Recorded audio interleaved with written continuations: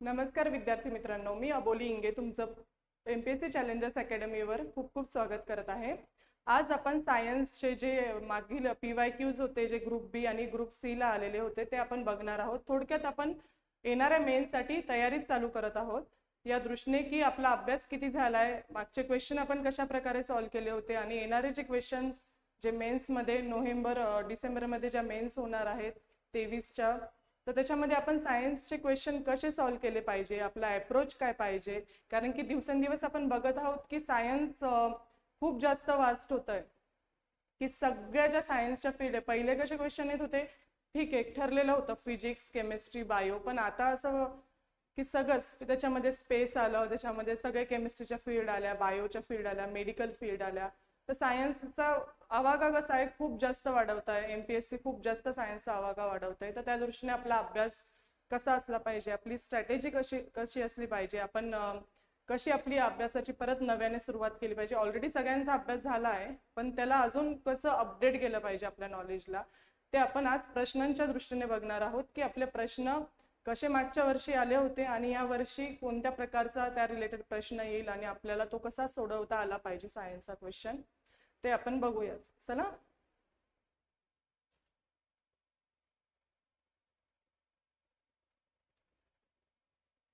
तर आपण सुरुवात करतोय ग्रुप सी ला जे क्वेश्चन आले होते। तर ग्रुप सी चा एक क्वेश्चन बघूया आपण। कुठला क्वेश्चन आला होता? 1999 साली अमेरिकेच्या नासा या संस्थेने क्ष किरण दुर्बीण अवकाशात सोडली, त्यास खालीलपैकी कोणत्या भारतीय वैज्ञानिकाचे नाव देण्यात आले? क्ष किरण दुर्बीण म्हणजेच काय? सरळ सरळ क्ष किरण म्हणजे एक्स-रे। आणि पहिला अप्रोच हा ठेवायचा, ठीक आहे मराठीतून तुम्ही क्वेश्चन वाचताय पण इंग्लिश मध्ये सुद्धा सायन्सचे क्वेश्चन वाचले पाहिजे।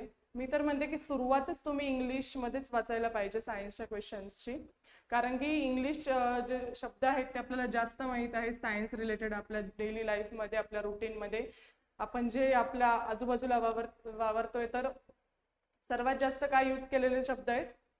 तर सगळे शब्द काय इंग्लिश आहे सायन्स रिलेटेड। हे जे मराठी शब्द आपण वाचतो तर आपणच घाबरून जातो तो प्रश्न बघून की काय इतका हार्ड क्वेश्चन आहे हा, मी आता कसा सॉल्व्ह करणार। तर सरळ काय कुठे शिफ्ट व्हायचं, पहिला अप्रोच काय तुमचा की मी रीड करणार आहे इंग्लिश क्वेश्चन। म्हणजे तुमची काय पहिली भीती निघून जाईल की मला इंग्लिशमध्ये मी वाचलं तर मी बऱ्याच वेळेस ऐकलंय, सो मी थोडंफार तरी आयडिया आहे मला या क्वेश्चनला सॉल्व्ह करायची। ठीक आहे, चला।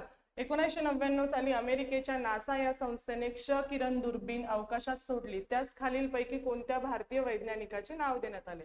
म्हणजे अमेरिकेची नासा संस्था आहे, सगळ्यांना माहिती आहे, फेमस स्पेस मिशन्स लॉन्च करणारी।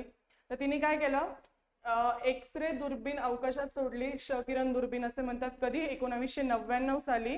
त्याच खालीलपैकी कोणत्या भारतीय वैज्ञानिकाचे नाव देण्यात आले?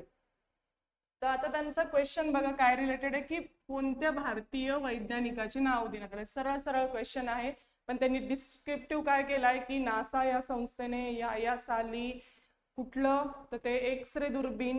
तर मग हा क्वेश्चन त्याची काय केली त्यांनी, डेप्थ नाही वाढवली, इथे त्यांनी त्या क्वेश्चनची लांबी वाढवली। म्हणजे तुम्ही जो विद्यार्थी बघेल क्वेश्चन्स तर पहिल्यांदा त्याला काय वाटेल थोडंसं, म्हणजे काही जणांना नॉलेज असेल तर ते पटकन टॅकल करतील, पण काही जणांना नॉलेज आहेत पण काहीतरी कुठल्या तरी विषयाची आपल्याला डोक्यात भीती बसलेली असते ना। तर भीती बसलेली असेल तर मग अरे बापरे नासा एक्स-रे वगैरे आणि त्यातल्या त्यात फिजिक्स, तर बापरे मी कसं सॉल्व्ह करू हे क्वेश्चन, आधीच आधीच गळून जाणार। हा सरळ सरळ सोपा क्वेश्चन आहे, कधी पण कुठलाही सब्जेक्ट असो सायन्स रिलेटेड नाही, सगळ्या सब्जेक्टसाठी मी तुम्हाला एक सल्ला सजेशन देते की क्वेश्चन व्यवस्थित वाचावा, आधीच घाबरून जाऊ नाही त्याची लांबी वगैरे बघून। तर बघा किती सिंपल क्वेश्चन आहे, फक्त डिस्क्रिप्टिव्ह दिले की 1999 साली अमेरिकेच्या नासा या संस्थेने एक्स-रे दुर्बीण अवकाशात सोडली, त्यास खालीलपैकी कोणत्या भारतीय वैज्ञानिकाचे नाव देण्यात आले? तर बघा काय करायचं, ऑप्शन थ्रू जायचं। पहिला ऑप्शन काय आहे, CV रमन। दुसरा ऑप्शन काय आहे, APJ अब्दुल कलाम। थर्ड आहे विक्रम साराभाई आणि लास्ट आहे सुब्रमण्यम चंद्रशेखर। आता मला सांगा CV रमन हे नाव तुम्ही ऐकलंय का? बऱ्याच जणांनी ऐकलं असेल, फिजिक्स मध्ये रमन इफेक्ट। कुठला इफेक्ट? रमन इफेक्ट, जो लाईटशी रिलेटेड वगैरे होता। तर CV रमन हे नाव फार अगदी 1927-28 ह्या इयर मधलं आहे. तर मग ज्यांनी वाचलंय, ज्यांनी फिजिक्स वाचलंय त्यांना हे पटकन आयडिया येईल की बाबा CV रमनचं वर्क काम कधी होतं, फार 1927-28, अगदी 30-40 वर्षापूर्वी. आणि हे कधी विचारतात 1999. तर माझा पहिला ऑप्शन कुठला एलिमिनेट होतोय CV रमन ऑप्शन मी काय करते, एलिमिनेट करते. समजलं. आता दुसरा ऑप्शन आहे APJ अब्दुल कलाम. APJ अब्दुल कलामांचं काम कुठे होतं, स्पेस एजन्सी मध्ये काम होतं की एक तिकडे पण त्यांचं काम पण एक मिसाईल्स वगैरे. आणि त्यांचं काही असं मला ऐकण्यात नाही किंवा आपल्या तरी बऱ्याच जणांच्या ऐकण्यात नाही की एक NASA पर्यंत त्यांचं काम वगैरे होतं, नाही. मग याच्यावरून मी पण थोडंसं एक रिलेट करू शकते. ठीक आहे, APJ अब्दुल कलाम पण मला काही 1999 साली तरी आठवत नाही. आणि एक सिक्स सेन्स पण असतो आपल्याला आणि एक आयडिया पण येते की हे नाव आणि नासाशी रिलेटेड नाही. मी जनरली इंडियामध्ये आपल्या कुठल्या इस्रोमध्ये वगैरे DRDO वगैरे त्या साईडला आणि नंतर मग आपल्या राष्ट्रपती म्हणून हे नाव ऐकलेले, म्हणून हा ऑप्शन पण कॅन्सल होतो. थर्ड ऑप्शन आहे विक्रम साराभाई. विक्रम साराभाई पण एक रिलेटेड इस्रोच आहे, इस्रोमध्येच काम केलेले आहे. तर त्यांचं पण वर्क काही मला एवढं नासाच्या रिलेटेड वाटत नाही. मग एक्झॅक्ट मग असं इलिमिनेट करत करत करत मी येते चौथ्या ऑप्शनकडे. कुठला, सुब्रमण्यम चंद्रशेखर. हा एक झाला पहिला मार्ग आन्सर शोधण्याचा. कुठला, एलिमिनेशन टेक्निकद्वारे की यांचं वर्क कुठे होतं, यांचं वर्क कुठे होतं, यांचं वर्क कुठे होतं. मग लास्टला जे उत्तर येतं ते मी ऑब्विसली काय करणार, टिक करणार. हा तुमचा पहिला मार्ग झाला. सायन्सच्या रिलेटेड असे क्वेश्चन आले तर कसं उत्तर शोधायचं, समजलं. पण मी उत्तर का शोधू शकले, कारण मला थोडीफार आयडिया होती की रमन यांचं वर्क कुठे होतं आणि ते कुठल्या साली होतं, अब्दुल कलामांचं वर्क कधी होतं, विक्रम साराभाई यांचं वर्क केव्हा कोणत्या संस्थेशी निगडीत होतं. मग तेव्हा मी काय करू शकले, एलिमिनेट करू शकले. म्हणजे पहिला अप्रोच काय ठेवायचा की आपल्याला नॉलेज पाहिजे प्रत्येक फील्ड मधलं. करंटच्या रिलेटेड तर आहेच हे स्पेस एजन्सी, स्पेस मिशन, त्यासोबतच मला फिजिक्सचं पण नॉलेज पाहिजे. आणि काय एक वाचन वाढवायचं, एक आवाका वाढवायचा आपला आहे ना. माइंडसेट थोडासा सायन्सचे क्वेश्चन सोडवताना काय पाहिजे, जे ओपन माइंडेड पाहिजे आपण आणि ब्रॉड माइंडसेट पाहिजे की मी काय करणार, सगळं काही पॉसिबल नाही मला सगळं काही वाचणं, पण मी थोडीफार जनरल इन्फॉर्मेशन ठेवणार. कोणाकोणाचं वर्क होतं इंडियामधल्या लोकांचं, भारतामधल्या लोकांचं, जे की सायन्स विज्ञानाच्या दृष्टीने आणि बाहेरच्या ज्या स्पेस एजन्सी आहे त्याच्यामध्ये आपल्या इंडियन्सनी, आपल्या भारतीयांनी काय कॉन्ट्रीब्युशन दिलंय, काय योगदान दिलंय, हे मला जनरली माहीत पाहिजे. आणि ते ऑब्विसली आपलं ऑटोमॅटिकली काय अभ्यास करताना माहीत होतं. फक्त इथं गेल्यावर असा क्लिक केलं पाहिजे, अशी आयडिया लावली पाहिजे की मी एलिमिनेशनद्वारे त्यांचा आन्सर काढू शकेल. समजलं. मग काय येतं, फोर्थ ऑप्शन सुब्रमण्यम चंद्रशेखर. समजलं. आणि याच्यापेक्षा अजून एक सेकंड ऑप्शन आहे जे की तुम्ही अभ्यास करून सॉल्व करू शकणार आहात. की मी फिजिक्सचा व्यवस्थित अभ्यास करते. फिजिक्समध्ये 1999 साली सुब्रमण्यम चंद्रशेखर जे इंडियन होते, ॲस्ट्रोफिजिशियन होते, ॲस्ट्रोफिजिस्ट, ज्यांनी खगोलशास्त्रामध्ये खूप काम केलं होतं. मी डायरेक्टली इथे एस चंद्रशेखर म्हणून,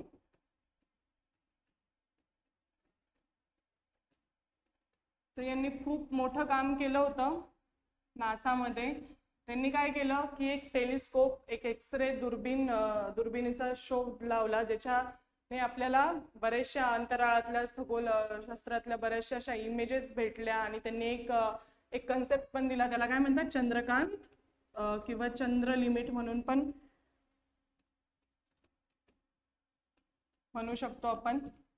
चंद्र लिमिट त्यांच्या नावावरूनच हे नाव ठेवलं गेलं. हे चंद्र लिमिट काय, तर चंद्र लिमिट एक कन्सेप्ट आहे फिजिक्समध्ये. त्याच्यामध्ये एज काढला जातं किंवा एखाद्या ताऱ्याचं किंवा एखादा स्टार जो डिजनरेट किंवा त्याच्या अस्ताला येत असेल, त्याचं आयुष्य संपत असेल तर तो कसा होतो, त्याचा कोणत्या कलरचा होतो तो, व्हाईट वगैरे. तर हे सगळं आहे ना चंद्र लिमिटमध्ये त्यांनी मेन्शन केलं आहे. आणि त्यांनी असे काही इमेजेस दिले त्या दुर्बिणीद्वारे, जी ती दुर्बीण त्यांनी तयार केली होती, एक्सरे क्षकिरण दुर्बीण, टेलिस्कोप म्हणतो आपण त्याला.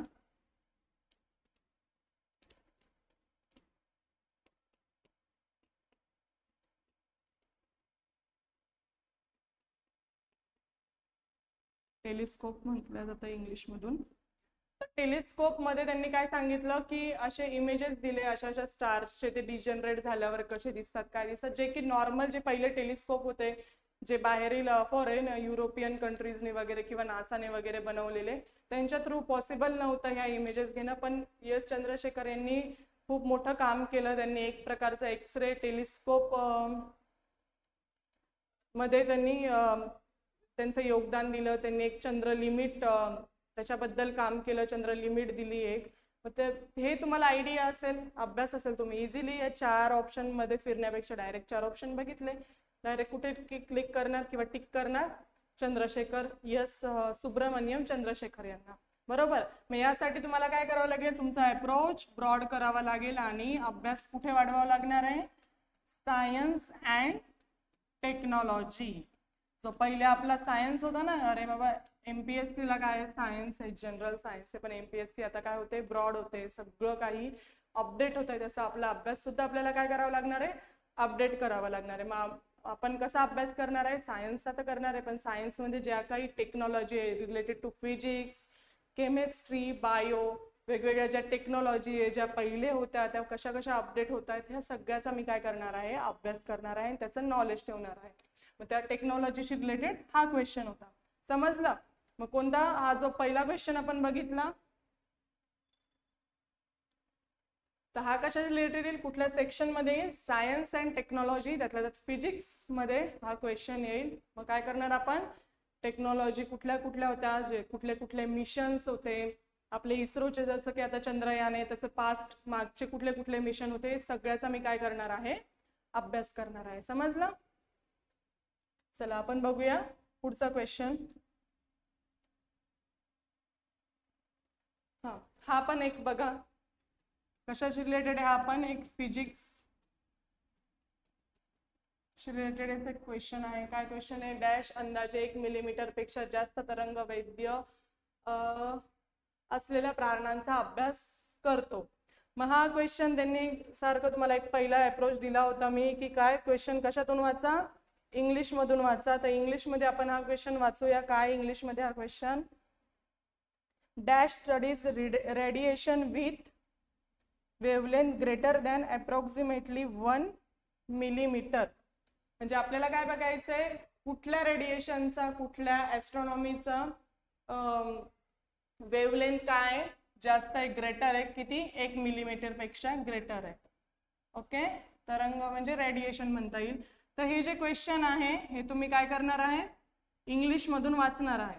ओके, इंग्लिश मध्ये वाचल्यानंतर ते आपण सोडवण्याचा प्रयत्न करू. तर हा क्वेश्चन कशाच रिलेटेड येईल हे आधी समजलं पाहिजे की बाबा हा क्वेश्चन कुठल्या सेक्शन मधला आहे, कुठल्या टॉपिक मधला आहे, ते आधी लक्षात आलं पाहिजे. मग काय होतं, अजून सोपं जातं तो क्वेश्चन सोडवायला. समजलं. तर काय वाटतं तुम्हाला हा क्वेश्चन कशातला असेल, हा क्वेश्चन आहे एक ऐकलंय सगळ्यांनी, इलेक्ट्रोमॅग्नेटिक स्पेक्ट्रम.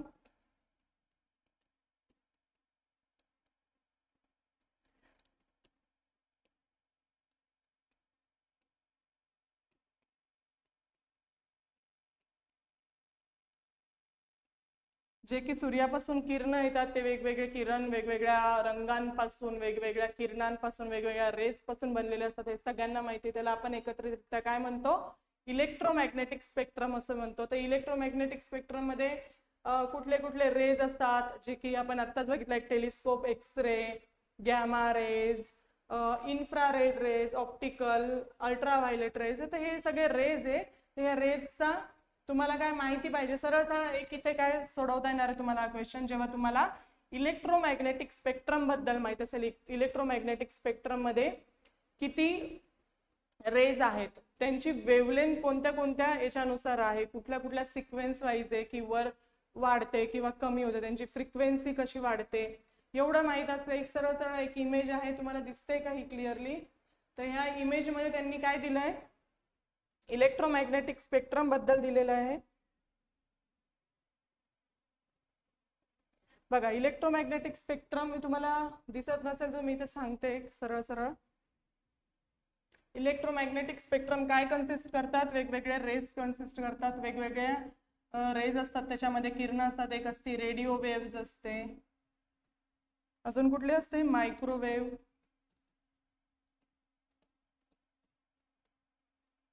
अजून UV, X-ray and last gamma rays. Okay, या प्रकारच्या रेजची बनवून काय बनलेलं असतं. अजून भरपूर रेज असतात, पण आपल्याला कामाच आपल्या ज्या फिजिक्समध्ये कुठले कामाच येतात, radio, microwave, UV rays, X-ray, जे आपण अँटिना वगैरे आपण रेज पाठवतो, सगळे रेडिओ वेव्ज असतात आपले, जे रेडिओवरच्या वगैरे साऊंड वेव्ज असतात सॅटेलाइटच्या, हे सगळ्या याच्यामध्ये इन्व्हॉल्व असतात. तर मग यांना आपण एकत्रितरित्या काय म्हणतो, इलेक्ट्रोमॅग्नेटिक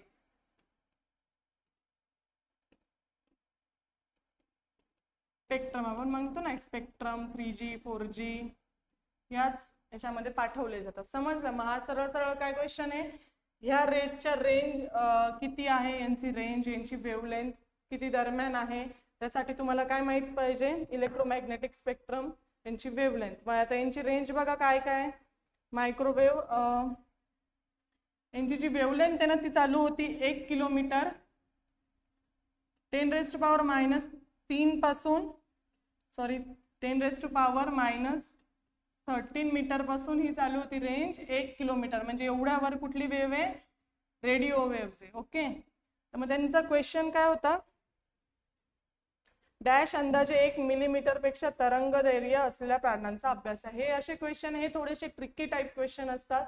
हे तुम्हाला एक्झॅक्टली माहित पाहिजे, हे तुम्ही एलिमिनेशन द्वारे नाही सोडवू शकत. याला तुम्हाला ऍक्च्युअल नॉलेज पाहिजे, की मला इलेक्ट्रोमॅग्नेटिक स्पेक्ट्रम बद्दल सगळं माहिती आहे, त्यात कुठल्या कुठल्या वेव्हज आहे, त्यांची रेंज कुठून कुठे 10⁻³ किंवा त्याच्यावर 1 किलोमीटर पर्यंत ह्या रेंज आहेत. तर 1 मिलीमीटर पेक्षा जास्त वेव्हलेंथ असणे. तर 1 मिलीमीटर पेक्षा जास्त वेव्हलेंथ कुठल्या रेंजची आहे, कुठल्या वेव्हची आहे, रेडिओ वेव्हची. ओके, तर रेडिओ वेव्हची असल्यामुळे मग आपल्या ऑप्शन्स मध्ये बघा तुम्ही काय दिलंय, radio astronomy, infrared astronomy, optical astronomy, ultraviolet astronomy. समजलं. तर मग तुम्ही काय करणार, सरळ सरळ रेडिओ ॲस्ट्रॉनॉमी हा शब्द त्यांनी वेव्हज न देता त्यांनी थोडंसं तुम्हाला आहे ना एक अडकवण्याचा प्रयत्न केला, की ॲस्ट्रॉनॉमी म्हणजे रेडिओ वेव्हचा अभ्यास करणाऱ्या स्टडीला किंवा शास्त्राला तुम्ही काय म्हणणार, ॲस्ट्रॉनॉमी, खगोलशास्त्र वगैरे. तर मग रेडिओ तुमचं काय आहे, फक्त रेडिओ वर्ड बघायचा. याच्यात दिसतोय का, इथे दिसतोय ऑप्शन ए मध्ये. आणि रेडिओ वेव्हची काय असते, वेव्हलेंथ 10⁻³ किंवा 1 मिलीमीटर पेक्षा काय असते, जास्त असते.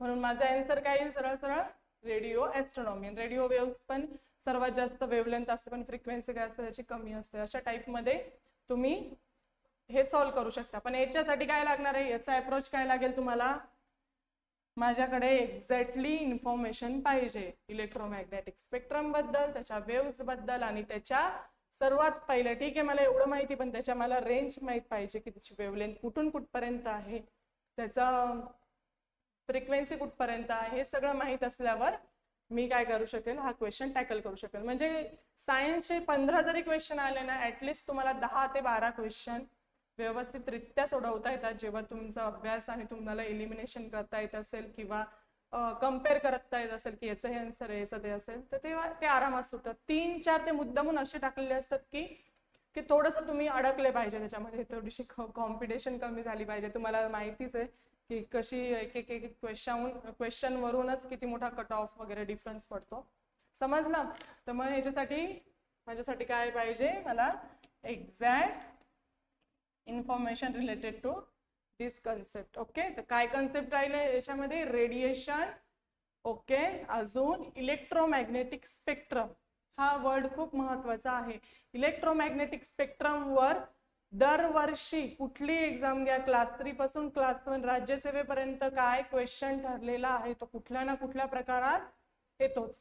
म्हणून काय करणार मी, माझा पहिला अप्रोच फिजिक्सच्या अभ्यासाची सुरुवात करताना इलेक्ट्रोमॅग्नेटिक स्पेक्ट्रम बद्दल मी व्यवस्थित अभ्यास करणार, व्यवस्थित त्याच्याबद्दल माहिती काढणार की कुठल्या कुठल्या इथे, आणि युजेस अप्लाइड बेसिसवर इलेक्ट्रोमॅग्नेटिक स्पेक्ट्रमचे युजेस कुठे कुठे आहे ते पण मी सगळं व्यवस्थित अप्रोच. म्हणून पहिला टॉपिक काय राहणार आपला फिजिक्समध्ये बघायचं झालं, आता मेन्समध्ये पण क्वेश्चन्स येतील इलेक्ट्रोमॅग्नेटिक स्पेक्ट्रमवर. जसं मागच्या वर्षी येऊन गेला, यावर्षी पण कन्फर्म कुठल्या ना कुठल्या फॉर्ममध्ये हा क्वेश्चन आहे. एक तर सोपा राहील किंवा थोडासा ट्रिकी याच्यासारखा राहील, याच्यामध्ये तुम्हाला एक नॉलेज पाहिजे जनरल. समजला. दुसरा क्वेश्चन बघितला आपण,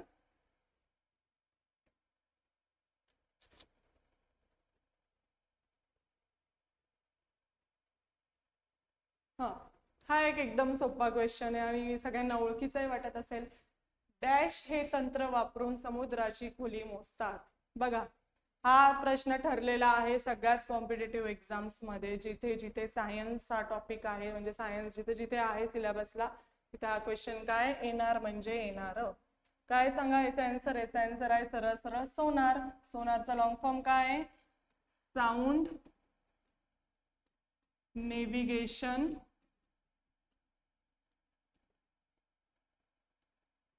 अँड रेंजिंग. ओके, म्हणजे सोनार.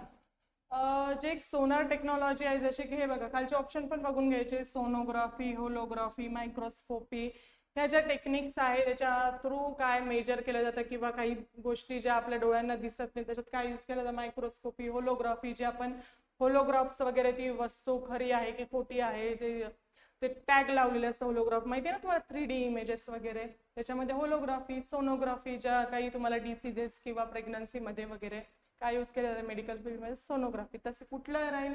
सोनार ही टेक्नॉलॉजी जे नेव्हिगेशन किंवा नेव्हीमध्ये जे सबमराईन्स असतात, पाणबुडी वगैरे, त्याच्यामध्ये त्याचा कॉन्टॅक्ट राहण्यासाठी वर किंवा समुद्रामध्ये काही मिशन्स राबवले जातात नेव्ही अंतर्गत वगैरे, किंवा सायन्स काही रिसर्चमध्ये, तर सोनार नावाची एक साऊंड नेव्हिगेशन अँड रेंजिंग नावाची टेक्नॉलॉजी वापरली जाते. त्याच्यामध्ये काय वापरतात? साऊंड वेव्स ट्रान्सफर केले जातात आणि त्याच्या अंतर्गत समुद्रामध्ये तळाशी काय काय गोष्टी आहे काय नाही, कारण की काय रिसर्च चालू आहे त्याच्यामध्ये, त्याचा खूप जास्त फायदा होतो. म्हणून तुम्हाला एक पहिलं सांगितलं की हा क्वेश्चन काय ठरलेला, हा बऱ्याच वेळेस रिपीटेडली विचारलेला क्वेश्चन आहे. समजला? म्हणजे इतक्या वेळेस येतो हा क्वेश्चन की ठरलेला आहे.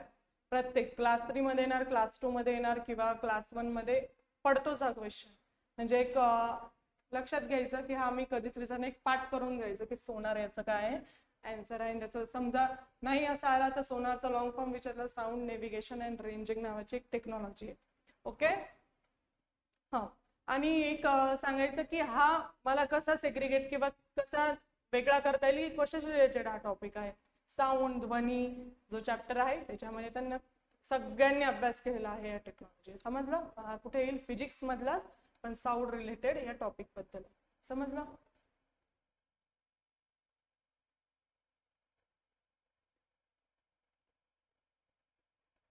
ठीक आहे, चला हा एक परत फिजिक्स रिलेटेड क्वेश्चन आलाय. बघा, फिजिक्सला खूप जास्त इम्पॉर्टन्स आहे. एमपीएससी फिजिक्स रिलेटेड क्वेश्चनची संख्या वाढवते, तसेच केमिस्ट्रीचे क्वेश्चन्स वाढवते.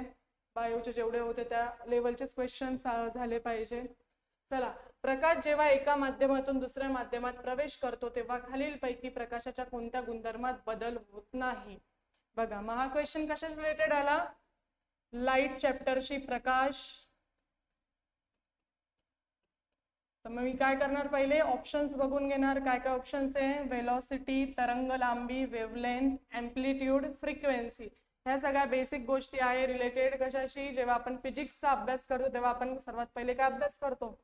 डिस्टन्स, डिस्प्लेसमेंट, वेलॉसिटी, एक्सेलरेशन, या बेसिक कन्सेप्टचा अभ्यास करतो. त्याचाच अभ्यास आपल्याला इथे करायचा आहे.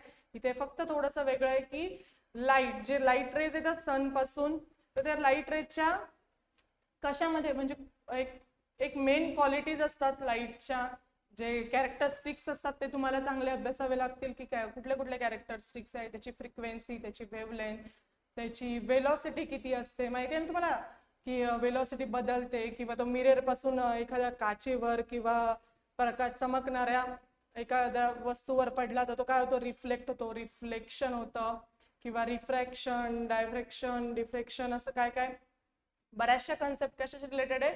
प्रकाशाशी रिलेटेड आहे. तर मग ते आठवायच्या की कुठले कुठले गुणधर्म आहे आपण प्रकाशा संबंधित वाचलेले किंवा अभ्यास केलेला आहे त्याचा.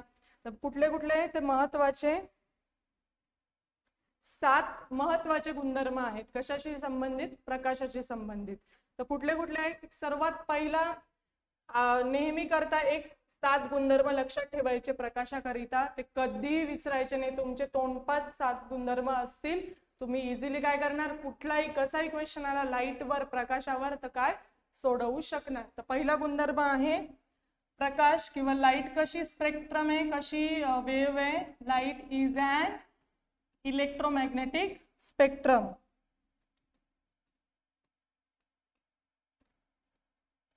हे तर सगळ्यांना माहिती आहे, आत्ताच बघितलं ना आपण. बघा आला की नाही, म्हणजे हा क्वेश्चन कशाचा आला, इलेक्ट्रोमॅग्नेटिक स्पेक्ट्रम बद्दल परत एक क्वेश्चन आला, म्हणजे इथे 2 क्वेश्चन विचारले गेले. बघा इलेक्ट्रोमॅग्नेटिक स्पेक्ट्रम आहे. अजून लाईट कधी पण कसा वाहतो किंवा कसा पुढे कॅरी फॉरवर्ड होतो. Light travels in a straight line, म्हणजे एका सरळ दिशेतच काय होतो, प्रकाश पुढे पुढे पुढे काय होतो, ट्रॅव्हल होतो, जातो. समजलं? Light travels in a straight line, एक सरळ रेषेत.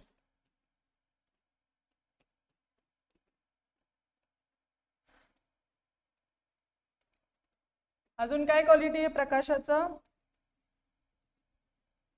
की प्रकाशाचा वेग वेलोसिटी किती असते कधी पण, सगळ्यांना पाठ आहे. 3 × 10⁻⁸ metre per second in vacuum. प्रकाशाचा वेग किती असतो कधी पण, सगळ्यांना तोंड पाठ आहे. आपण जेव्हा न्यूमरिकल्स वगैरे सोडवतो तर प्रकाशाचा वेग काय आहे, 3 × 10⁸ मीटर पर सेकंद. ओके. अजून हा, आता प्रश्न काय विचारला होता आपल्याला बघा बरं का एकदा, आता तुम्हाला सोडवता येईल तो क्वेश्चन, जेव्हा सगळ्या क्वालिटी तुम्हाला ज्या कॅरेक्टरिस्टिक्स आहेत ते माहित असतील. तुम्हाला काय विचारलेलं आहे, प्रकाश जेव्हा एका माध्यमातून दुसऱ्या माध्यमात प्रवेश करतो तेव्हा खालीलपैकी प्रकाशाच्या कोणत्या गुणधर्मात बदल होत नाही.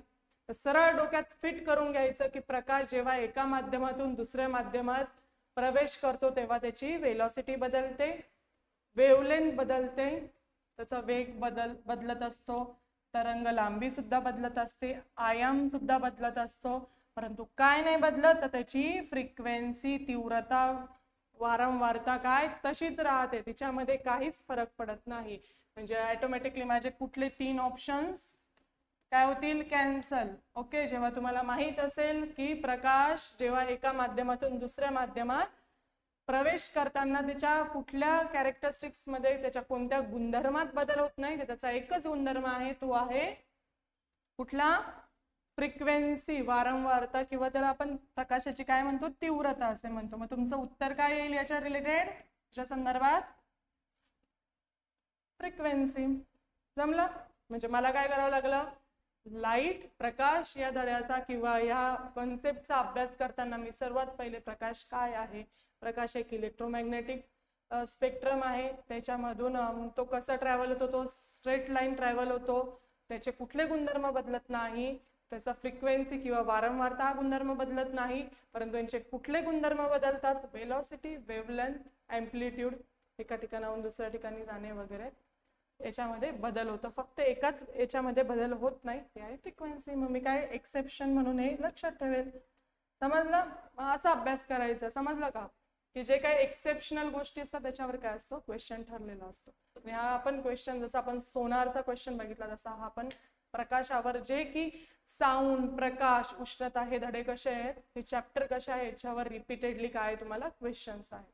समजलं? चला पुढचा क्वेश्चन बघूया आपण.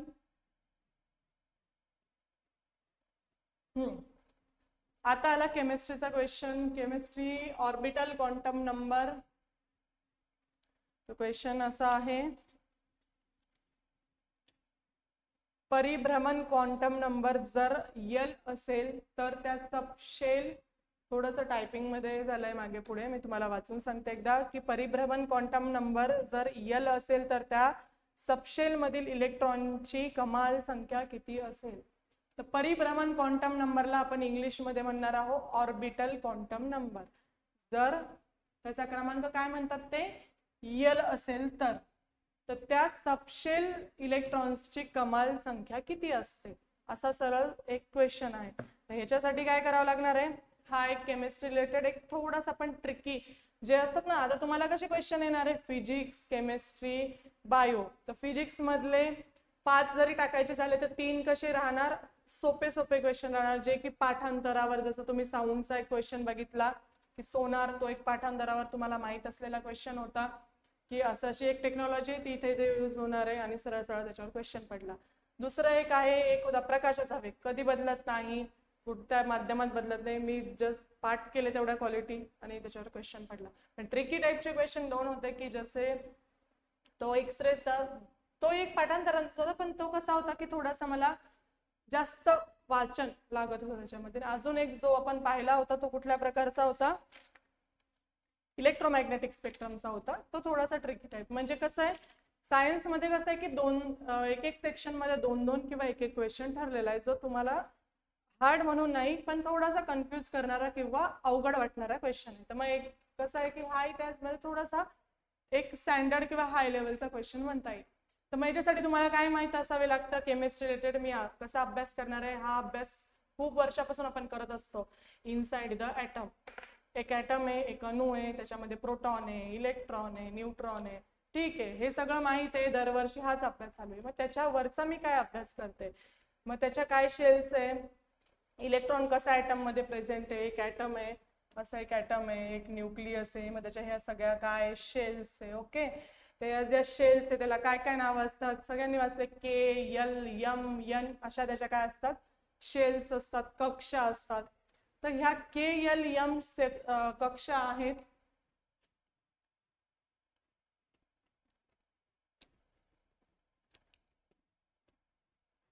के एल एम एन ह्या काय कक्षा आहेत त्याच्या वाढणाऱ्या एक एक एक एक एक एक. तर या कक्षांअंतर्गत एक क्वेश्चन, आणि डायरेक्टली ना विचारता के कक्षेबद्दल, एल कक्षेबद्दल, यम कक्षेबद्दल क्वेश्चन नाही विचारला. त्यांनी काय विचारलं, या कक्षांतर्गत कुठल्या कक्षा आहेत. तर एल नावाची एक कक्षा आहे, त्याच्या अंतर्गत बऱ्याच अशा कक्षा आहेत, एस पी डी एफ अशा बऱ्याचशा. तुम्हाला मग कसा अभ्यास करावा लागणार आहे केमिस्ट्रीचा, जो आपण 10वी पर्यंत अभ्यास करत होतो जनरल सायन्सचा. त्याच्यामध्ये काय नॉलेज होतं तुम्हाला, काय अभ्यास होता की एक ॲटम आहे, एक अणू आहे, त्याच्या कक्षा आहे, त्याच्यामध्ये इलेक्ट्रॉन काय करत राहतात, परिभ्रमण करत राहतात, रिव्हॉल्व करत राहतात. कुठल्या कक्षामध्ये, के एल एम एन. अजून थोडासा ऍडव्हान्स अजून अभ्यासाचा की के एल एम अंतर्गत पण त्याच्या सब कक्षा आहे. सब काय प्रश्न विचारलाय, सब शेल्स आहेत. तर सब शेल अंतर्गत कुठले कुठले म्हणजे किती किती अजून इलेक्ट्रॉन बसतील आणि कसे मी ते काढल्या जाईल आणि त्यांचे टाइप्स कुठले असतील. तर मग काय वाचा अभ्यास करावा लागेल तुम्हाला. याच्यावरचा अभ्यास असा करावा लागेल की के एल एम अंतर्गत कुठल्या कक्षा येतात, त्या कक्षा अंतर्गत किती इलेक्ट्रॉन बसतात, ते इलेक्ट्रॉन बसल्यानंतर त्यांचे टाइप्स किती पडतात. जसे की आता एक टाइप दिलाय त्यांनी, परिभ्रमण क्वांटम क्रमांक, orbital quantum number, principal quantum number, azimuthal quantum number. अशा प्रकारचे काय प्रकार आहेत की ज्याच्यामध्ये आपण इलेक्ट्रॉन बसवू शकतो किंवा त्यांची फ्रिक्वेन्सी कमी जास्त होऊ शकते. समजलं. तर मग मी माझा अभ्यास कसा यापुढे वाढवणार, कसा अप्रोच ठेवणार माझ्या अभ्यासाचा, बघितले ना क्वेश्चन कसे येत आहेत. आता माझा अप्रोच हा राहील की मी आता सबशेल वाचणार, ज्या केएलएमएनच्या आहेत, एसपीडीएफ, त्याच्या अंतर्गत कोणत्या कक्षा आहेत, मग त्याच्यात किती इलेक्ट्रॉन बसतात, हा असा माझा काय राहील, एक जनरल अभ्यास राहील. त्याच्यावरून मी काय अशा टाईपचे क्वेश्चन सोडवू शकेल. चला हा क्वेश्चन बघूया. जर एल असेल तर त्या सबशेल मध्ये इलेक्ट्रॉनची कमाल संख्या डॅश असते. तर हे काढण्यासाठी एक सूत्र आहे, एक फॉर्म्युला आहे. तो फॉर्म्युला सरळ सरळ हा आहे, 2 × 2l + 1. हा कशासाठी आहे, एल नावाच्या कक्षेमध्ये असणारा इलेक्ट्रॉन काढण्यासाठी. जेव्हा मी माझा अभ्यास वाढवते, जेव्हा मी कक्षांबद्दल वाचते, तेव्हा ऑटोमॅटिकली मला एक्स्ट्रा पॉइंट्स भेटत जातील की अच्छा म्हणजे हा फॉर्म्युला आहे, मग याच्या अंतर्गत मी काय काढू शकते, इलेक्ट्रॉनची संख्या काढू शकते. मग सरळ सरळ लक्षात ठेवायचं, 2 × 2l + 1 नावाचा एक फॉर्म्युला वापरून मी एल मध्ये असणाऱ्या परिभ्रमण क्वांटम क्रमांकाच्या शेलमध्ये किती इलेक्ट्रॉन बसतात हे मी काढू शकते. फक्त काय जनरल विचारलं एमपीएससी ने की तुम्ही कुठला फॉर्म्युला वापराल त्याच्यामध्ये कमाल इलेक्ट्रॉन बसण्यासाठी. तेव्हा हा आहे 2 × 2l + 1. समजलं. तिथे काही एमपीएससी तुम्हाला इतक्या ऍडव्हान्स नाही विचारत की इलेक्ट्रॉन काढून दाखवा. ते कुठे विचारलं जातं, जे जेई नीट वगैरे तिकडे राहील. म्हणजे पण हा रिलेटेड कॉन्सेप्ट कुठलचा आहे, 11वी 12वी रिलेटेड केमिस्ट्री आहे ना, तर तो तुम्हाला अभ्यास लागणार आहे. समजलं की आतापर्यंत मी 10वी पर्यंतचा अभ्यास करत, तर मला थोडासा ऍडव्हान्स अप्रोच ठेवावा लागणार आहे की मी अजून थोडासा ऍडव्हान्स वाचेल, 11वी 12वी पर्यंतचा अजून सायन्स वाचेल, याच्यावर अजून काय काय नॉलेज आहे.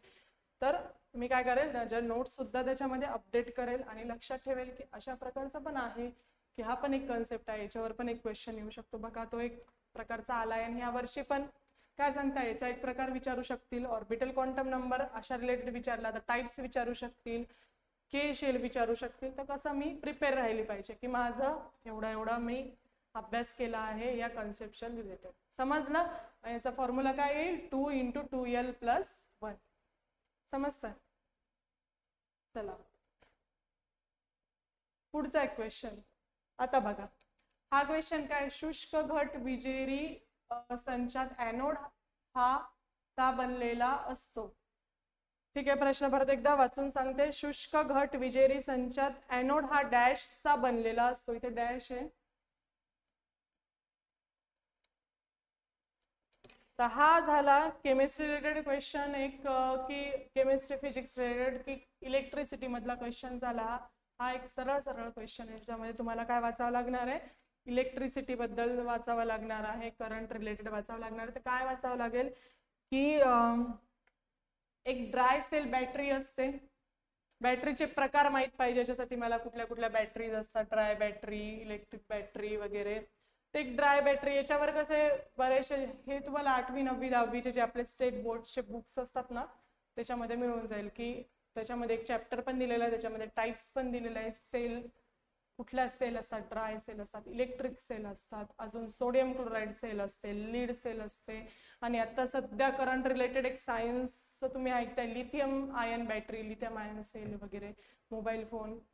तर हे एक ड्राय सेल विचारले. इतकं काय वाचायचं ते एक तुम्हाला सांगते, पण यांनी सरळ क्वेश्चन विचारलाय की ड्राय सेल बॅटरीमध्ये ॲनोड माहितीये ना, कॅथोड ॲनोड जे प्लस मायनस पॉइंट्स असतात बॅटरीमध्ये. तुम्ही एक जनरल बॅटरी बघितलेली असेल,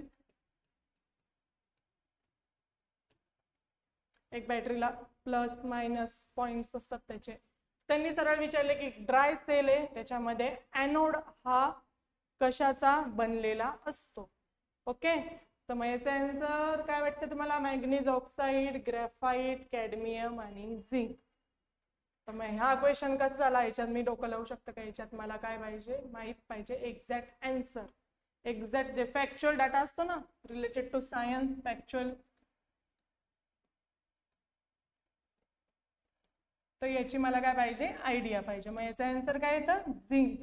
फॅक्च्युअल नॉलेज की एक सेलचे प्रकार आहेत, त्यात ड्राय सेल नावाची एक सेल आहे, त्याच्यामध्ये तिचे पॉइंट्स आहेत, ती एक सेल कशाची बनलेली आहे, त्यामध्ये कुठले पॉइंट्स आहे, कॅथोड ॲनोड आहे, त्याचे महत्त्वाचे पॉइंट्स आहेत. मग ॲनोड कशाचा बनलेला आहे, ॲनोड बनलेला आहे झिंकचा.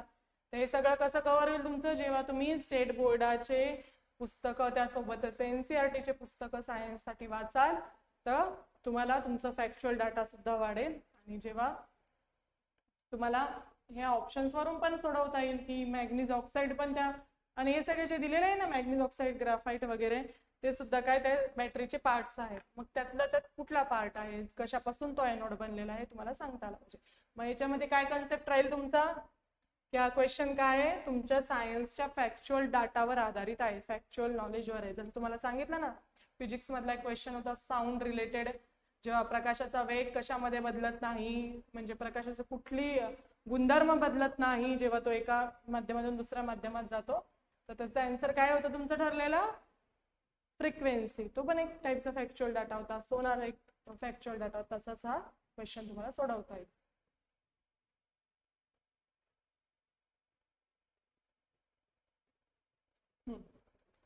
चला पुढचा 7वा क्वेश्चन आहे, SI एककात घनफळ व्हॉल्यूम हे डॅश असे दर्शविले जाते. SI एकक, आता कुठल्याही फिजिक्स रिलेटेड किंवा केमिस्ट्री रिलेटेड जे काही कॉन्सेप्ट आहे, मास, व्हॉल्यूम, वेलोसिटी, एक्सेलरेशन, फोर्स, असे जेवढे ठरलेले आहेत ते काय माझे तोंडपाठच ना. जेव्हा आपण सायन्सचा अभ्यास करतो त्यातल्या त्यात फिजिक्सचा वगैरे अभ्यास करतो तर त्यात पहिली रिक्वायरमेंट काय असते, तुमचे सगळे युनिट्स पाठ पाहिजे. जे महत्त्वाच्या ज्या क्वांटिटी ठरलेल्या आहेत त्याचे मला काय माहित पाहिजे, युनिट्स माहित पाहिजे. कळलं? जसं फोर्स आहे, फोर्सचं युनिट न्यूटन, जसं मासचं युनिट किलोग्रॅम, वेलोसिटीचं युनिट, अशा ज्या कन्सेप्ट आहे, डिस्टन्स, डिस्प्लेसमेंट, जे आपण वाचतो त्याचे काय करायचे, एक लिस्टच बनवायची. तर त्याचे युनिट्स, त्याला सिम्बॉल कुठला असतो ते लक्षात ठेवायचं. मग त्याच्यावर कसा हा क्वेश्चन सॉल्व्ह करता येईल. SI एककात घनफळ, घनफळाला तुम्ही काय म्हणणार व्हॉल्यूम, व्हॉल्यूमचं काय युनिट आहे, व्हॉल्यूमचं युनिट आहे सरळ सरळ मीटर पर नाही मीटर क्यूब. ओके, व्हॉल्यूम माहिती आहे ना, म्हणजे किती जागा ऑक्युपाय करतोय तो एखादी ऑब्जेक्ट किंवा वस्तू. ते सरळ साधा एक फॅक्च्युअल डाटावर आधारित परत एक प्रश्न आला, त्याच्यामध्ये मला व्हॉल्यूमचं काय माहित पाहिजे युनिट. आणि इथे एक वर्ड दिलाय बघा, त्यांनी असं डायरेक्ट नाही विचारलं की व्हॉल्यूमचं एकक काय, पण त्यांनी काय विचारलं SI मध्ये. तर तुम्हाला एक हे पण माहित पाहिजे की युनिटच्या दोन प्रकार आहेत, युनिटचे दोन सिस्टीम आहेत, एक आहे SI सिस्टीम, दुसरी आहे CGS सिस्टीम. कळलं, SI सिस्टीम आणि CGS सिस्टीम.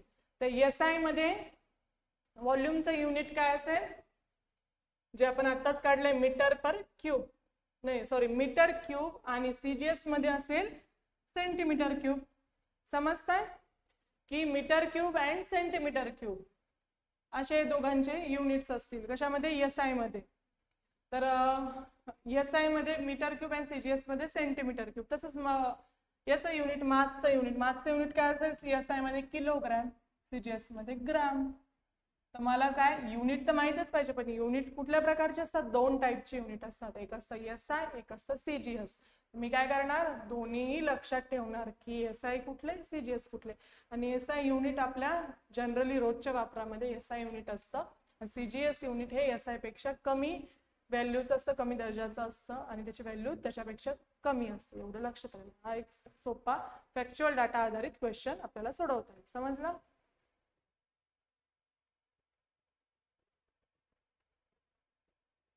चला, हा एक प्रश्न आहे खूप इम्पॉर्टंट रिलेटेड टू केमिस्ट्री.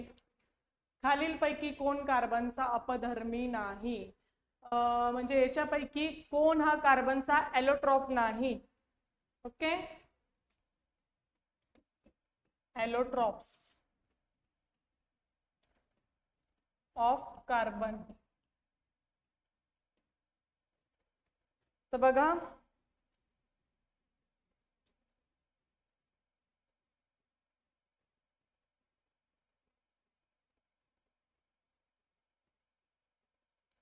तर आपल्याला काय बघत होतो आपण क्वेश्चन, खालीलपैकी कोण कार्बनचा अपधर्मी नाही, कार्बनचा ॲलोट्रॉप नाही. म्हणजे आता मला हा क्वेश्चन वाचल्यावर सर्वात पहिले माहित पाहिजे, इथे पण परत हा क्वेश्चन आला फॅक्च्युअल डाटा संदर्भात, फॅक्च्युअल सायन्सचा डाटा. मला माहित पाहिजे ॲलोट्रॉप म्हणजे काय. ॲलोट्रॉप काय असतात की कार्बन, आता काय विचारलं, ॲलोट्रॉप्स ऑफ कार्बन म्हणजे कार्बनचेच प्रकार, पण त्यांचे आहे ना केमिकल प्रॉपर्टीज सेम असतात, म्हणजे त्याचं रासायनिक स्ट्रक्चर, रासायनिक घटक सगळा सेम असतो, कार्बन सगळीकडे सेम असतो, पण त्याचा जो फिजिकल, त्याचा ॲपिअरन्स, तो कसा दिसतो, काय दिसतो, तो वेगळा असतो. म्हणजे ॲलोट्रॉपचे तुम्ही एक सरळ सरळ डेफिनेशन काय द्याल, same chemical properties but different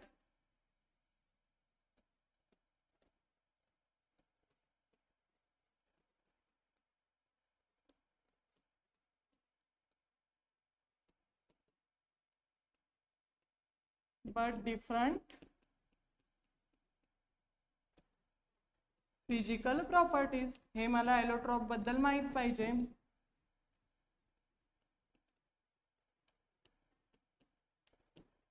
बघा, ॲलोट्रॉप म्हणजे काय असतात, त्यांचं केमिकल स्ट्रक्चर किंवा केमिकल प्रॉपर्टीज त्याच्यात सेम असतात, पण त्याचं डिफरंट काय, त्यांचं वेगळेपणा कशामुळे, कारण त्यांचं दिसणं किंवा त्यांचं जे फिजिकल वरवरचा ॲपिअरन्स आहे तो काय वेगळा असणार.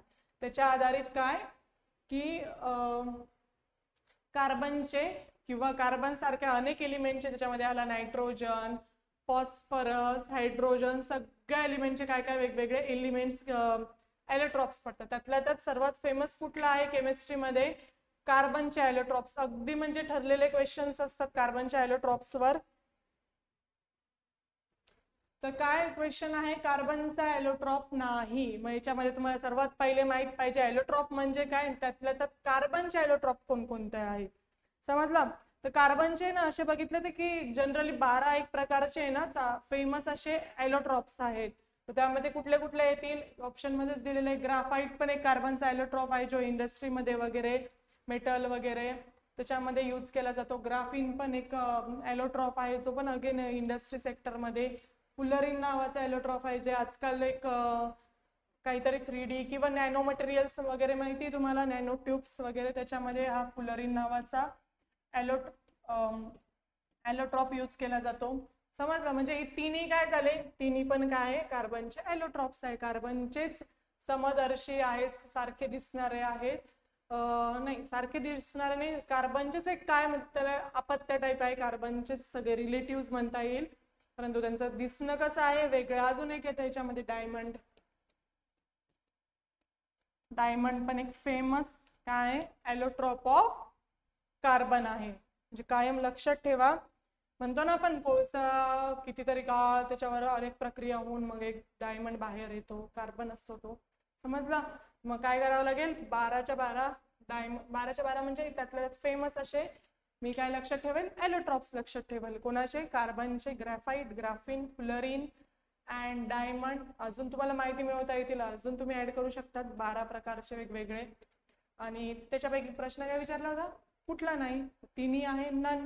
म्हणजे ऑप्शन काय येईल तुमचा, यापैकी नाही.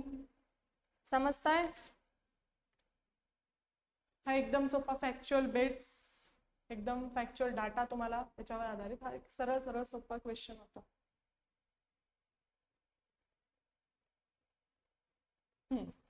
चला परत आला इलेक्ट्रॉनवर, इनसाइड द ॲटमवर क्वेश्चन. एकाच वेळी इलेक्ट्रॉनचे अचूक स्थान, अचूक संवेग निश्चित करणे अशक्य आहे. एकाच ओके, अचूक संवेग म्हणजे त्याचा वेग, तो जो शेल मध्ये असतो ना त्याचा वेग आणि त्याचा स्थान निश्चित कर, कारण का इलेक्ट्रॉन कसे असतात, मुव्हेबल असतात, कंटिन्यू काय मोशन मध्ये असतात त्या शेल मध्ये, त्या ॲटम मध्ये. समजलं? तर हे कोणी सुचवलंय, म्हणजे एक सरळ एक त्यांनी थेअरी विचारलेली आहे. म्हणजे आता तुम्हाला काय, जसे आपण फिजिक्स मध्ये थेअरीज लक्षात ठेवतो ना, न्यूटनच्या वगैरे, आईन्स्टाईनच्या वगैरे, त्यांचे लॉज वगैरे, तसं केमिस्ट्री रिलेटेड पण लक्षात ठेवायचे. काही काही मोजके सायंटिस्ट वगैरे त्यांनी काय काय सांगितलंय काय नाही, तर रिलेटेड एक बघा तुम्हाला एक लक्षात येते ना, इनसाइड द ॲटम, ॲटम बद्दल, ॲटमच्या इलेक्ट्रॉन्स बद्दल रिपीटेडली 2 क्वेश्चन आलेले आहेत बघा. तर काय विचारलं, एकाच वेळी इलेक्ट्रॉनचे अचूक स्थान, अचूक संवेग निश्चित करणे अशक्य आहे, हे कोणी सुचवले. म्हणजे सरळ तुम्हाला थेअरी विचारली तर तुम्हाला याच्यामध्ये तुम्ही इलिमिनेशन थ्रू जाऊ शकत नाही. याच्यासाठी तुम्हाला पहिल्यासारखंच काय फॅक्च्युअल डाटा म्हणजे पाठांतर माहीत पाहिजे, की बाबा ही थेअरी, ही कन्सेप्ट कोणी सुचवली. हेझेनबर्ग नावाचं एक सायंटिस्ट आहे, त्याचं खूप मोठं काम आहे कशामध्ये, इनसाइड द ॲटम, ॲटमच्या थेअरीमध्ये, ॲटमच्या इलेक्ट्रॉन्समध्ये ते कसे आहेत, त्यांचा वेग कसा आहे, ते काय काय आहे, सबशेल्स, शेल्स वगैरे. मला म्हटलं ना आता शेलचा आपण अभ्यास केला, यल वगैरे, त्यामध्ये ठरलेले आहेत हेझेनबर्ग नावाचे सायंटिस्ट. आणि तुम्ही ऑप्शनवरून जायला, मग तुमचा अभ्यास झालेला असेल बाकीच्या वगैरे फील्ड बद्दल, की सायन्स केमिस्ट्री रिलेटेड काही काही आहे, थर्मोडायनॅमिक्स, अजून मोशन्स वगैरे, फिजिक्स, त्याच्यावरून पण तुम्ही हे ऑप्शन्स, वेव्हज रिलेटेड डी ब्रॉगलीवर बरेचसे क्वेश्चन येत आहेत, राज्यसेवा वगैरे, त्यात त्यांनी वेव्हचं वगैरे क्वेश्चन विचारला, मग त्याच्यावरून तुम्ही 1-2 ऑप्शन कॅन्सल करून येऊ शकतात, 2 ऑप्शन. पण हे जर तुम्हाला माहित असेल एक्झॅक्ट थेअरी वगैरे, तुम्ही डायरेक्टली जाऊ शकता. समजलं? आणि दुसरं ऑप्शन की एलिमिनेशन मध्ये कसं जाता येईल, की तुम्हाला यांचे वर्क माहित पाहिजे बाकीच्यांचे, की कोणत्या फिजिक्स रिलेटेड आहे, की अजून फिजिक्स मधल्या, केमिस्ट्री मधल्या अजून कोणत्या, हा इनसाइड द ॲटम, ॲटम पेक्षा वेगळं कोणत्या फील्ड रिलेटेड असेल तर तुम्ही सोडवू शकता. समजलं? मग याचा आन्सर काय येईल, हेझेनबर्ग. मग मी काय अजून माझा पॉइंट ऍड करेन, की मी सगळ्या related theories, chemistry related, physics related आणि सायन्स, बायोलॉजी रिलेटेड सगळ्या थिअरीज व्यवस्थित वाचेल. त्यासोबतच काही महत्त्वाचे लॉज, प्रिन्सिपल आणि सायंटिस्टचं काही काही योगदान आहे प्रत्येक फील्डमध्ये. फिजिक्समध्ये जसं न्यूटनचं एवढं मोठं योगदान आहे, तसं केमिस्ट्रीमध्ये पण हेझेनबर्ग वगैरे सायंटिस्टबद्दल मला जनरली थोडंफार माहिती ठेवणार आणि त्याच्यानुसार हे क्वेश्चन, कारण की बघा तुम्ही आतापर्यंतचे सायन्सचे क्वेश्चन 1-2 क्वेश्चन सायंटिस्टवर ठरलेले, मग बायोमध्ये काही विचारतील किंवा केमिस्ट्रीमध्ये विचारतील. समजतंय? चला नेक्स्ट क्वेश्चन आहे,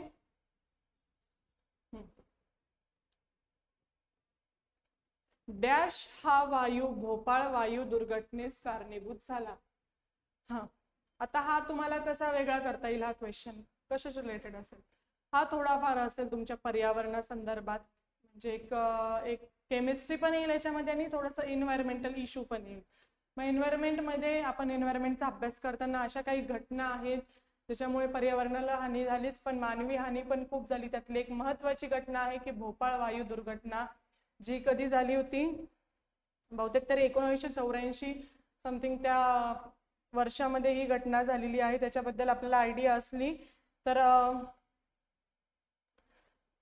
1984 मध्ये ह्या भोपाळ वायू दुर्घटना, एक कंपनी होती युनियन कार्बाइड नावाची, त्यांच्याकडून एक ऍक्सिडेंट घडला ज्याच्यामध्ये एक गॅस बाहेर पडला त्या कंपनी थ्रू, कंपनीमधून. मग त्याच्यामध्ये इतके लोक बळी पडले की अराउंड बरेच जण ती जखमी झाले किंवा काही मृत्युमुखी पडले, आणि त्याचा इफेक्ट इतक्या वर्षाला त्यांच्या पुढच्या पिढीमध्ये पण यांचे परिणाम दिसून आले. आणि हा विषारी वायू होता, डेंजरस वायू होता.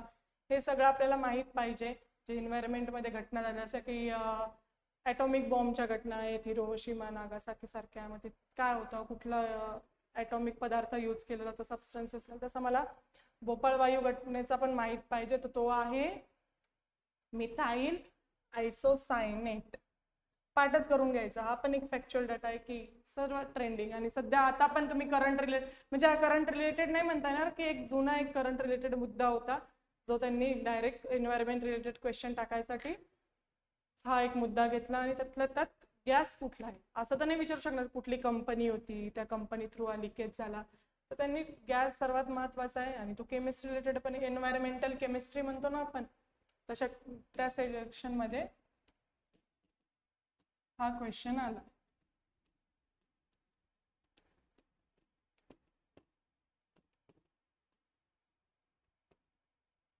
मग एन्व्हायरमेंटल केमिस्ट्री काय येईल, वेगवेगळे गॅस, वेगवेगळे सबस्टन्स, ज्याच्यामुळे एन्व्हायरमेंटमध्ये प्रदूषण होत आहे, पोल्युशन होत आहे, अनेक लोकांवर अफेक्ट होत आहे. तर त्याचा मी काय करणार, अभ्यास करणार, सगळी माहिती काढणार, काय काय भारतामध्ये घटना घडल्या आहे, काय काय दुर्घटना, त्याच्या रिलेटेड कुठले वायू असे विषारी आहे, डेंजरस आहेत. त्यातल्या मिथाइल आयसोसायनेट नावाचा एक गॅस आहे ज्याच्यामुळे काय घडलं, एवढी मोठी दुर्घटना घडली. 1984 साली युनियन कार्बाइड कंपनी होती ती, तर त्याच्यामुळे अनेक लोक मृत्युमुखी वगैरे पडले.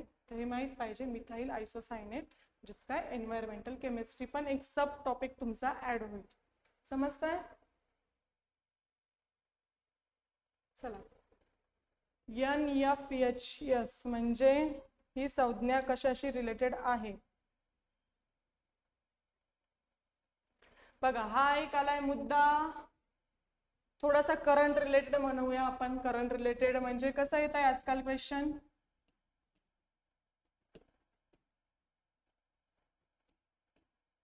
म्हणजे करंट मध्ये जे जे polity related, history related, geography related, सायन्सचे पण बरेच करंट रिलेटेड मुद्दे असतात. तर ही एक आपला पेपर झाला होता 22 मध्ये झाला होता, तर मग ही बहुतेक 19-21 ची गोष्ट आहे. 19 ते 21 दरम्यान त्यांना हा सर्वे करायचा होता. तर या सर्वे मध्ये ही संज्ञा म्हणजे ही व्याख्या किंवा हा शॉर्ट फॉर्म कशाशी रिलेटेड आहे हा पण एक फॅक्च्युअल तुम्हाला माहित पाहिजे. नॅशनल फॅमिली हेल्थ सर्वे म्हणजे हा काय, त्याचा लॉंग फॉर्म तुम्हाला माहित पाहिजे. काय लॉंग फॉर्म आहे, नॅशनल फॅमिली हेल्थ सर्वे 5, म्हणजे 5वा म्हणजे त्यांचं आवृत्ती असेल. आणि ती कशाची म्हणजे EHS चा त्यांनी काय विचारलं, त्यांनी लॉंग फॉर्म विचारला. मग ऑप्शन मध्ये काय, ॲनिमल सर्वे, प्लांट सर्वे, न्यूक्लिअर वेपन सर्वे, तर काय हेल्थ सर्वे. हे सरळ सरळ आन्सर आहे. हा एक तुम्हाला एक पॉइंट येईल की काय आपल्याला करंट रिलेटेड मुद्दे जे 1-2 वर्षातले आहेत सायन्स, त्यातल्या त्यात गव्हर्नमेंटच्या ज्या स्कीम्स आहेत सायन्स आपल्या बॅकग्राऊंडशी रिलेटेड, वेगवेगळ्या डिसीजेसशी रिलेटेड, त्या सगळ्या माहिती पाहिजे. स्कीम अंतर्गत पण हा क्वेश्चन विचारला जाईल. समजतंय? चला पुढचा क्वेश्चन बघूया आपण. कोण आता आला बघा बायोचा क्वेश्चन, तुमचा सगळ्यांचा फेवरेट. मला तरी आतापर्यंत ऐकण्यात येते की बाबा आम्हाला फिजिक्स आर्ट जात आहे, केमिस्ट्री आर्ट जात आहे, बायोवरच आम्हाला थोडंफार क्वेश्चनवर मार्क्स भेटतात असं नाही आहे. की आता काय होत आहे, लेवल बघतायत ना तुम्ही, सायन्समध्ये करंट रिलेटेड सायन्सच्या मुद्द्यावर क्वेश्चन येतोय, एक एन्व्हायरमेंटवर आधारित क्वेश्चन येतोय, 2-3 क्वेश्चन केमिस्ट्रीवर येत आहेत, त्याच्यात एक थेअरी येते, अजून फिजिक्सचे क्वेश्चन. फिजिक्सवर पण एक जुना क्वेश्चन आला 1999 मध्ये, मग कोणाचं नाव दिलं. तर हे असं आपण काय करून ठेवायचं, आपल्या टॉपिकला, आपल्या सब्जेक्टला वेगवेगळ्या विभागांमध्ये विभागून घ्यायचं. विभागाअंतर्गत काय करायचं, स्टडी करायचा. मग तुमचा अभ्यास तुम्हाला लोडही येणार नाही आणि तो एवढा मोठा टॉपिक काय कव्हरही होईल आणि तुम्हाला जास्तीत जास्त चांगलं प्रमाणे तुमचा पेपर सोडवता येईल. आणि हा टॉपिक त्यातल्या त्यात सायन्स रिलेटेड जे क्वेश्चन आहे ते तुम्ही इझिली सोडवू शकाल आणि मग तुम्हाला कसे 15 पैकी किती 12 ते 13 मार्क्स इझिली पडू शकतील. समजतंय? जेव्हा तुम्ही तुमच्या विषयाला व्यवस्थित समजून घेतात आणि त्याची विभागणी वेगवेगळ्या सब विषयांमध्ये सब घटकांमध्ये करतात की याच्या अंतर्गत अरे बरेचसे क्वेश्चन विचारले जातात, जसे की आपण आत्ताच बघितले तसे विभागणी करून घ्यायची आपल्या विषयाला आणि त्याच्या अंतर्गत एक एक एक टॉपिक कव्हर करायचा. समजतंय? तर काय क्वेश्चन आहे, कोणत्या बुरशीमध्ये जास्त म्हणजे झिंक एलिमेंटचे प्रमाण सामान्य वाढीकरता व बीजांच्या निर्मितीसाठी आवश्यक असते.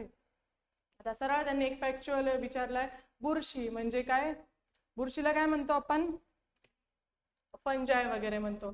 तर इथे बरेचसे हे ऑप्शन्स दिलेत तुम्हाला.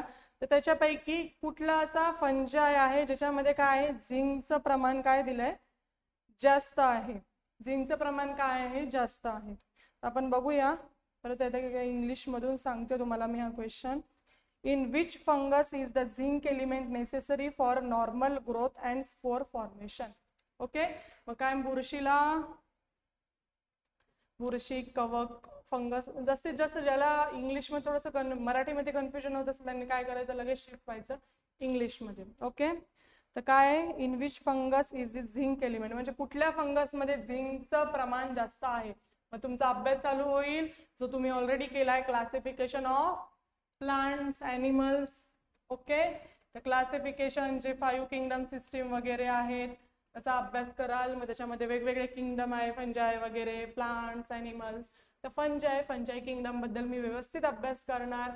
त्याच्यामध्ये काय काय त्याच्या क्वालिटीज आहे. फर्स्ट ऑफ ऑल काय प्रत्येक किंगडमचा अभ्यास करताना, आता हा कुठल्या फंजायवर आला तर फंजायचा अभ्यास करताना मी त्याचं काय करेल, त्याचे कॅरेक्टरिस्टिक्स सगळे वाचून घेतील. फंजायचे काय काय कॅरेक्टरिस्टिक्स आहेत, ते कसे काम करतात, त्याच्यामध्ये त्याचा यूज काय आहे, मार्केटमध्ये यूज काय आहे, वाईन इंडस्ट्री, बेकरी इंडस्ट्रीमध्ये, अजून आता मेडिकल फील्डमध्ये हे अँटीबायोटिक म्हणून पण यूज केले जातात, माहिती आहे ना, प्रतिजैवके वगैरे. तर मी असा काय करणार, व्यवस्थित सखोल तुम्हाला आधीच सुरुवात आपण केली होती, ब्रॉड पद्धतीने अभ्यास तुम्ही कशाचा करणार आहे, किंगडमचा अभ्यास करणार आहे, प्रत्येक किंगडमचा. मग सगळे किंगडम आले त्याच्यामध्ये, मोनेरा, प्लॅनेटी वगैरे, बॅक्टेरियाचा, ॲनिमॅलियाचा. तर मग हा एक किंगडम आहे फंजाय. तर फंजाय रिलेटेड मी अभ्यास करेल की त्याचे कॅरेक्टरिस्टिक्स, सर्वात महत्त्वाचे त्याचे एक्झाम्पल. त्यातल्या त्यात महत्त्वाचं की काही असे मोजके एक्झाम्पल आहे, त्यातल्या त्यात एक पेनिसिलियम सगळ्यांना माहिती आहे, अँटीबायोटिक्स म्हणून फेमस एक्झाम्पल आहे. मी त्यांनी प्रश्न विचारलाय झिंक एलिमेंट सर्वात जास्त असणारा फंजाय आणि कशासाठी, त्याचं कार्य काय, का एलिमेंट झिंक जास्त आहे की सामान्य वाढ आणि बीजांच्या निर्मितीसाठी. तर ॲस्परजिलस नायगर नावाचा एक काय आहे, फंजाय आहे, त्याच्यामध्ये झिंक जास्त असतं आणि ते कशाच्या याच्यामध्ये वापरतात, किंवा बीजांच्या किंवा सामान्य वाढींसाठी आवश्यक असतो. हा एक फॅक्च्युअल प्रकारचा प्रश्न आहे, हे तुम्हाला पाठच पाहिजे. तुम्ही एलिमिनेशन द्वारे तर नाही सोडवता येणार हा तुम्हाला, तुम्ही जालही ऑप्शन मध्ये काही तुम्हाला बॅक्टेरिया, फंजाय दिले, तुम्ही एखाद दोन फंजाय, समजा चार ऑप्शन मध्ये 3 बॅक्टेरिया आणि एकच फंजाय दिला असेल, तुम्ही इझिली, तुम्हाला माहित जरी नसलं पण ऐकलेलं असेल की हा फंजाय असतो. ह्या एक्झाम्पल तुम्ही चांगले गेले ना प्रत्येक किंगडमचे, तुम्ही इझिली अशा प्रकारचे प्रश्न सोडवू शकतात. सगळ्या किंगडमचे काय करायचे, लिस्टच बनवायची, एक्झाम्पल एकदम बेस्ट करून टाकायचे. समजलं? चला, तर मग काय ॲस्परजिलस नायगरमध्ये झिंक एलिमेंटचं प्रमाण काय असतं, सर्वात जास्त असतं. पुढचा क्वेश्चन, हा चला, सगळ्यांचा फेवरेट क्वेश्चन आलाय, हेल्थ अँड डिसीजेस, आजार रोगांवर रिपीटेडली बायो सेक्शन मध्ये क्वेश्चन ठरलेला आहे. तर डेंग्यू तर फेमस आहे MPSC साठी, डेंग्यू, मलेरिया, स्वाईन फ्लू वगैरे ठरलेले क्वेश्चन आहे, ठरलेले, पाठांतरच करायचं. डेंग्यू विषाणूचा प्रसार खालीलपैकी कोणता डास चावल्याने होतो. तर डेंग्यू विषाणूचा सांगा बरं का, तोंडी पाठ आहे सगळ्यांना, सगळ्यांची फार मोठी रिव्हिजन झाली आहे. एडिस इजिप्ती, समजतंय, एडिस इजिप्ती नावाचा एक मच्छर आहे, त्या मच्छर अंतर्गत डेंग्यू नावाचा एक विषाणू असतो बघा, डेंग्यूचा एक विषाणू आहे डेन व्हायरस नावाचा. हा डेन व्हायरस कोणाला इन्फेक्ट होतो? एडिस इजिप्ती नावाच्या मच्छरला, आणि त्या मच्छरामार्फत तो मच्छर आपल्याला चावल्याने कुठला आजार होतो? आपल्याला व्हायरस आपल्या बॉडीला इन्फेक्ट करतो आणि आपल्याला डेंग्यू नावाचा आजार होतो. तर मग काय माहित पाहिजे आता याचा सरळ अभ्यास हा की डिसीजेसचे प्रकार आहेत, काही संसर्गजन्य आणि असंसर्गजन्य, कम्युनिकेबल, नॉन कम्युनिकेबल. कम्युनिकेबल मध्ये काय येतील? इन्फेक्शियस डिसीजेस येतील. इन्फेक्शियस मध्ये कुठले कुठले, कशामुळे होतात? काही सेक्शुअल कॉन्टॅक्टमुळे होतात, काही अशा इन्सेक्ट्समुळे होणारे आजार आहेत, काही दूषित अन्न वगैरे खाल्ल्यामुळे होणारे आजार आहेत. ते सगळे कसे आपण एक जनरली पाठ करून जाऊया. मग त्यातलाच एक प्रकारचा इन्सेक्ट्स बाईटमुळे होणारा आजार कुठला आहे? मग डेंग्यू नावाचा आजार आहे. तर कोणामुळे? मग डेंग्यूचा मी व्यवस्थित अभ्यास करणार. डेंग्यू कशामुळे होतो? मग डेन नावाच्या व्हायरसमुळे. अजून थोडंसं 1-2 वर्षात, म्हणजे आताच, वर्ष नाही म्हणणार की आताच एक्झाम मध्ये येऊ शकतं की बाबा हा प्रकारचा डेन व्हायरस कोणत्या रोगाला कारणीभूत आहे? मग डेंग्यू. असा पण थोडासा वेगळा प्रश्न विचारू शकतात. तेव्हा आपण काय सगळ्या रीतीने तयार पाहिजे की हा व्हायरस याच्यामुळे, म्हणजे काहीच राहिलं नाही पाहिजे की याच्यासाठी कोणते उपचार पद्धती ते पण सुद्धा माहित पाहिजे. समजलं? कॉमनली दरवर्षी ठरलेला प्रश्न आहे की एमपीएससीच्या वर जात नाही, खाली येत नाही, ठरलेलं आहे की डेंग्यू आणि त्याचा जो वेक्टर आहे ज्याच्यामुळे हा डिसीज ट्रान्सफर होत राहतो, कुठली ती जाते, कुठली प्रजाती, एडिस इजिप्ती नावाची प्रजाती आहे त्याच्यामुळे तो काय ट्रान्सफर होतो. अजून खाली ऑप्शन दिलेले, क्युलेक्स नावाची प्रजाती, एनाफिलस, प्लेबोटोमस. क्युलेक्समुळे कुठला होतो? तो येलो फीवर वगैरे, वेस्ट नील फीवर नावाचा किंवा तसा आजार होतो. एनाफिलसमुळे सगळ्यांचा फेवरेट, सगळ्यांना माहिती आहे, मलेरिया सारखा आजार होतो. समजताय? आणि याच्यामुळे प्लेबोटोमिस म्हणजे लेशमॅनिया वगैरे, फूड पॉयझनिंग नाही म्हणता येणार, लेशमॅनिया नावाचा एक आजार होऊ शकतो. तर असं आपल्याला माहित पाहिजे. म्हणजे कसं आहे, डायरेक्ट या ऑप्शन मध्ये जाता येतं किंवा एक ठरलेली बेसिक कॉम्पिटेटिव्ह एक्झाम मध्ये टेक्निक आहे तुमची एलिमिनेशन. एलिमिनेशन कधी करता येईल? जेव्हा तुम्हाला नॉलेज असेल सगळ्या प्रत्येक ऑप्शन बद्दल येणाऱ्या, आणि तुमचा स्टडी असेल तेव्हा तुम्ही दोन्ही पद्धतीने अभ्यास करूनही आणि एलिमिनेशन पद्धतीने एकाच क्वेश्चनचा आन्सर 2-3 वेळेस काढू शकता. समजलं? काय येईल याचा आन्सर? डेंग्यू विषाणूचा प्रसार खालीलपैकी कोणता डास चावल्याने होतो? डास कुठली प्रजाती डासांची? हे सगळ्या प्रजाती डासांच्या. कुठली? एडिस इजिप्ती नावाची प्रजाती. समजताय? चला पुढचा क्वेश्चन. चला काय क्वेश्चन आला बघा. लसीकरणामध्ये द्वितीय डोसाची, म्हणजेच कुठला डोस? बूस्टर डोस, याची परिणामकारकता खालीलपैकी कोणत्या प्रतिपिंडावर? प्रतिपिंड लगेच इंग्लिशवर शिफ्ट व्हायचं, टेन्शन घ्यायचं नाही मराठी शब्दाचं. काय प्रतिपिंडाला इंग्लिश शब्द जो की आपला डेली वापरातला शब्द आहे? अँटीबॉडी. अँटीबॉडीवर अवलंबून असतो. बघा हा एक, आता बघा याचा संबंध तुम्हाला वाटतंय कुठेतरी ऐकल्यासारखं बूस्टर डोस वगैरे. तर तेव्हा परीक्षेला म्हणजे 2022 मध्ये हा क्वेश्चन आला. मग तेव्हा थोडंसं एक हवा होती, 1-2 वर्षापासूनच चाललंय कोविडचं जे वॅक्सिनेशन वगैरे, मग नंतर बूस्टर डोस वगैरे आला. बघा म्हणजे त्यांनी काय विचारलं? हा मुद्दा झाला सायन्स रिलेटेड तर आहेच, पण काय सायन्स कसं? Current related science. समजताय? Current related science. मग त्यात मुद्दे कोणते आले की नेमकाच 22 मध्ये आला, म्हणजे कोविड 20-21 मध्ये चालूच होतं. मग वॅक्सिनेशन आलं, तर वॅक्सिनेशन मध्ये अजून एक डोस आला बूस्टर डोस नावाचा. तर मग मला कसा अभ्यास पाहिजे? माझा करंट रिलेटेड सायन्सचे मुद्दे पाहिजे 1-2 वर्षातले किंवा त्याच वर्षातले. कुठले कुठले प्रकारच्या साथी येऊन गेल्या, कुठले कुठले आजार येऊन गेले. ठीक आहे, कोविड येऊन गेला, आता कोविड बद्दल मला काय माहित पाहिजे की कोविड कशामुळे झाला? तर ते बेसिक झालं, सगळ्यांना तोंडपाठ झालेले. पण असे ऍडव्हान्स क्वेश्चन येत आहेत की असं नाही विचारलं कोविडचा व्हायरस आणि corona virus direct long form सांग, असं काहीच नाही. त्यांनी किती वेगळा क्वेश्चन विचारला? त्यांनी असा विचारला की कोविड डोस किंवा लसीकरणामध्ये जी बूस्टर डोस वगैरे असतात तर त्याची परिणामकारकता, त्याची इफिशियन्सी का दिला जातो बूस्टर डोस, ते कोणत्या अँटीबॉडीवर डिपेंड आहे? किती चांगला क्वेश्चन, चांगलाही म्हणता येईल आणि डेप्थ वाला क्वेश्चन पण विचारला त्यांनी.